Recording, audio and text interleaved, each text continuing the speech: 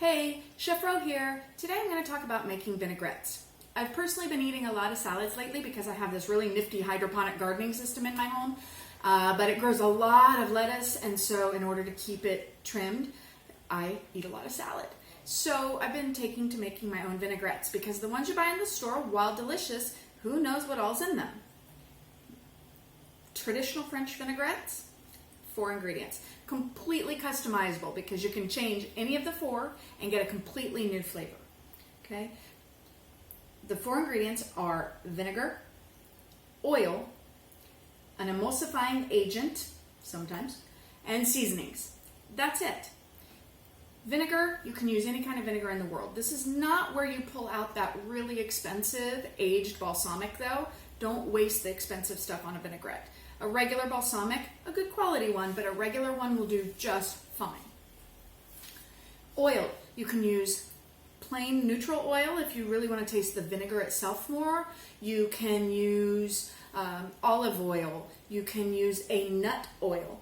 If you use something like a nut oil, walnut oil, hazelnut oil, usually you don't want to use more than about 50% of the total oil as the nut oil, or else it gets too bitter and overpowering. So you do want to keep it 50% maybe olive or vegetable oil and 50% nut oil. Another oil that's really tricky to use is sesame oil because it's so strongly flavored. You only want to use just the tiniest smidge of sesame oil, and then you would want to use a neutral oil to pair with that to make the sesame flavor come through but more, but not be overpowering. Okay? Emulsifying agents usually contain lecithin or other chemical compounds naturally occurring that help the oil and the vinegar come together. Mustard is the most common one, and personally my favorite because I'm a mustard junkie. Okay, shallot, especially when pureed, really helps emulsify vinaigrettes also. So if you're using your immersion blender and you put a shallot in there, it's awesome. The one tricky thing about shallots, and garlic falls under the same category, is that they are breeding grounds for botulism. Botulism grows when there is no oxygen. So when you put something that grows botulism really well with oil, it tends to grow out of control. So garlic and shallot, unless they are cooked, you can only keep that salad dressing in your fridge for 3 days. That's it. 3 days. Okay?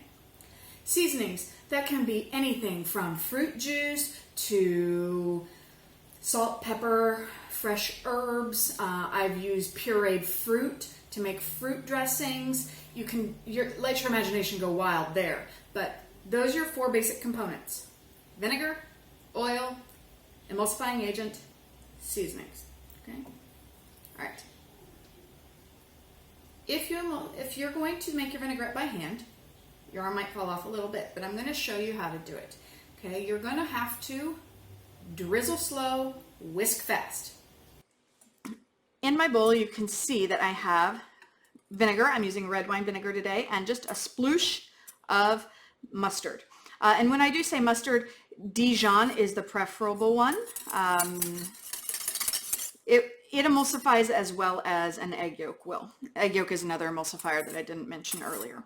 Okay, so traditional old school proportions is 1 part vinegar to 3 parts oil. And there are still a lot of people that do that. I personally like acid a bit more. So I tend to go 1 part vinegar, 2 parts oil.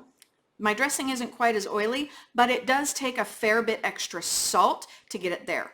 So what you're going to do is you're going to take this whisk and you're going to whisk together. You can see I whisked together the vinegar and the mustard. Now, there are 2 types of whisking.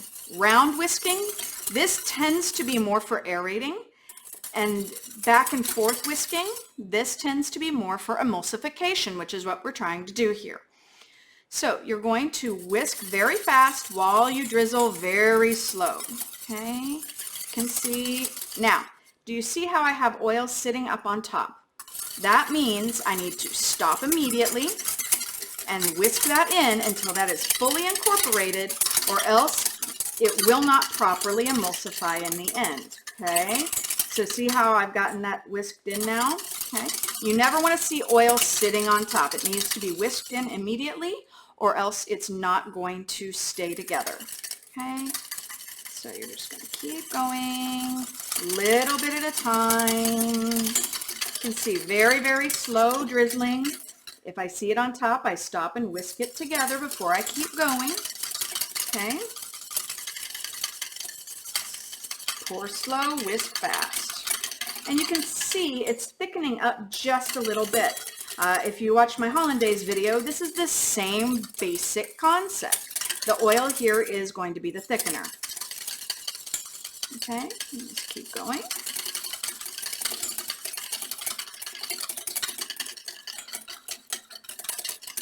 Stopping every time I see that oil sitting on top. Told you your arm was going to fall off, didn't I? Because mine's about ready to.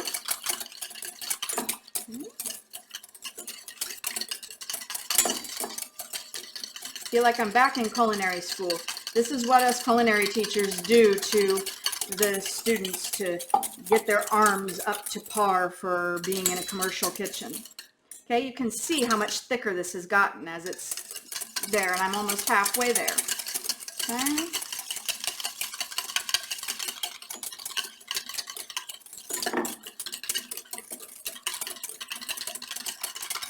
Now, some people believe in seasoning the vinegar before you add the oil. I tend to do it afterwards, but that's entirely up to you.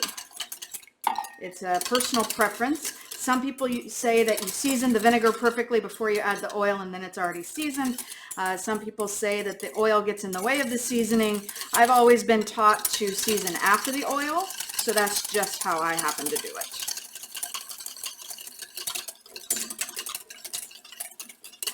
So you can see how it keeps getting thicker and thicker as I go. If that's not happening and the oil's sitting on top, you're drizzling it too fast. Okay.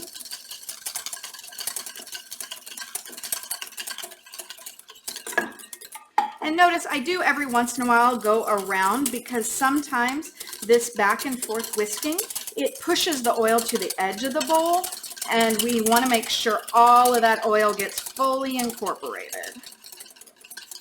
Is your arm falling off yet? Mine is.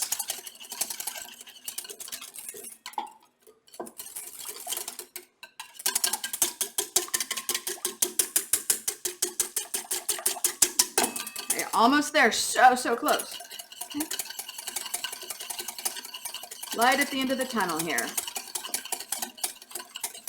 And all of my oil is in. So this was about 2 tablespoons of vinegar, probably about a teaspoon of mustard, and 4 tablespoons or a 1/4 cup of oil. Okay, and you can see how beautiful and nice and thick. Looks just like the stuff that comes out of a bottle, but without all the extra ingredients in it. Now we need to season it. I'm just going to do salt and pepper in this one just for giggles because it's easier. But now is when you would add in any of your herbs or any other seasonings that you like. Okay. Hold on. I'm not done yet. Yep. If you're afraid of salt, you shouldn't watch. Okay. The thing is that even though that looks like a lot of salt, you have to remember that very little of that is going to actually end up in your lettuce because for each person, you're going to use, what, 2 tablespoons of this maybe? Okay, so the salt is what's going to cut the acid on the salad dressing. Okay, because if I tasted it before I added the salt, it's too much acid, and it just kind of sits on the sides of your mouth and makes you pucker like as if you were sucking on a lemon. That salt will tame down that acid amount, and you can actually taste the vinegar flavor itself without being too acidic. Okay, and then I'm going to give it a little bit of pepper, and I have my beautiful vinaigrette. Now you know how to make your own vinaigrette, and so you can make it at home anytime you like with whatever flavor you like. It's not that difficult. If you want to cheat, you can use an immersion blender, and you just literally dump everything in the immersion blender cup that it comes with and buzz it.